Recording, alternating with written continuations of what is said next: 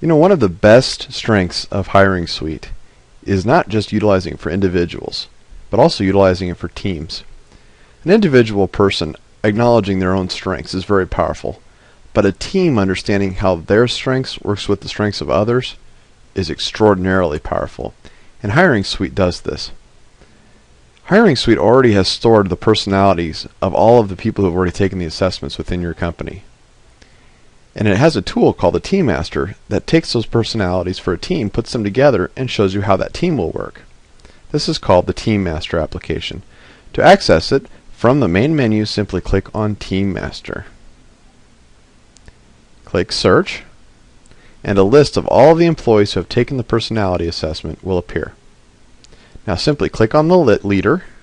In this case, let's say it's Polly, and the team members. Let's put Pete here. Let's say Polly and Pete are working together, and Polly is going to be supervising Pete.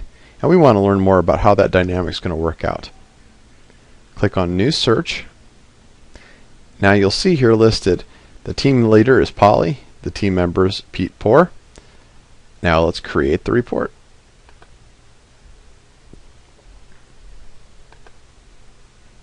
The Team Master report is created here as a PDF or an HTML file depending on how you select it.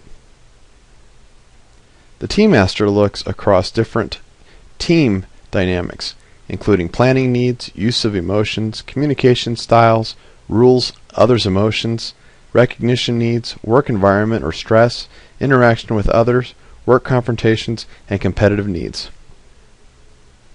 It starts off with an overview of everyone on the team.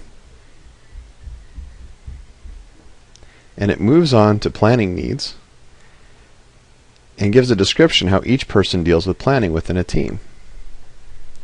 Here at the top there's a graphical representation of whether the person is high or low. Here you'll see that Polly and Pete are fairly equal here in terms of planning needs, and they're both fairly high. This is done to give you a visual representation. As a general rule, when team members are aligned in this area, it means there will not be a lot of conflict because they understand each other very well. When there's a big gap between the two, like there is here in ruling other emotions, this is areas where conflict is likely to erupt. Let's look into this a little bit more. This is for the outlook on rules and others' opinions. The team leader's personal outlook on life is based on preconceived opinions and lessons learned sometime in the past. When encountering new concepts, Polly considers carefully, compares them to previous experiences and judgments, and makes a decision as to their value. Meanwhile, Pete has an uncanny adeptness at molding his behavior to what others want and need based on the circumstances of the moment. This is confusing to Polly, who has a hard time comprehending such fluid thinking. This is very insightful, and this is something that's going to come up in their relationship and as they work together. But now it's something that's on paper. It's not a judgment of somebody. It's something that's just naturally going to occur from their personalities.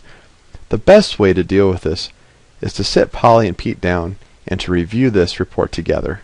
Look for the areas where they are similar and look for the areas where they are different, because those are the areas where conflict is likely to arise.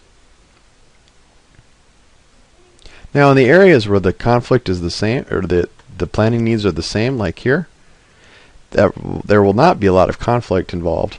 However, also be aware that the team may not have the strength. For example, if both Polly and Pete had low planning needs, there would not be a lot of conflict. However, the team would not be very good at planning.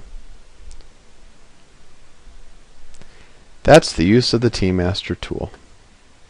I recommend anytime a team is going to be working together with each other for a long period of time, create the Team Master tool and review it with each other as one of the ways to kick off the team. This understanding will really help the communications and really help to develop some strong team dynamics.